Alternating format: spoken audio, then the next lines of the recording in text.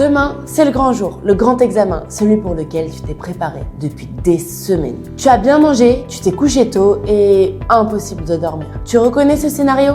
Moi, c'est Agathe, étudiante en master de management international et je peux te dire que ça nous arrive à tous d'avoir du mal à dormir en veille d'examen. Pourquoi tu as du mal à t'endormir avant un examen ? Le stress et l'anxiété. Ton cerveau est en mode alerte rouge, comme si un tigre allait te sauter dessus. Mais le vrai danger, c'est juste ton examen. Les pensées qui tournent en boucle. Tu te vois déjà devant ta copie en te disant « je vais tout oublier ». Ton cerveau, il ne veut pas se taire. Les révisions non-stop. Tu as passé ta journée à potasser ? Ton cerveau est en surcharge et refuse de passer en mode dodo. Les écrans avant de dormir.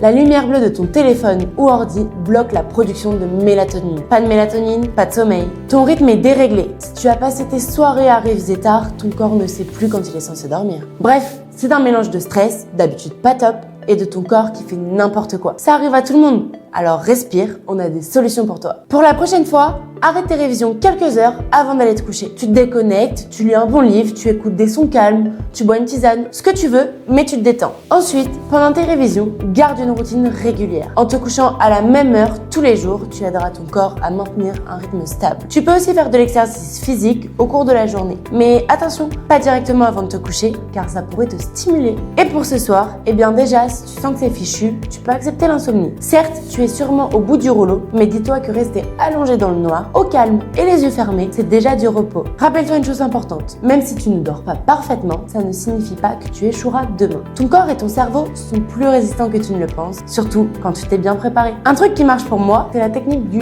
4-7-8. Installe-toi confortablement et détends ton corps. Inspire doucement par le nez pendant 4 secondes. Retiens ta respiration pendant 7 secondes. Expulse l'air par la bouche en faisant un bruit de souffle pendant 8 secondes. Répète le cycle jusqu'à 4 fois. Allez, courage et partage-nous en commentaire si tu as d'autres astuces pour trouver le sommeil en veille d'examen.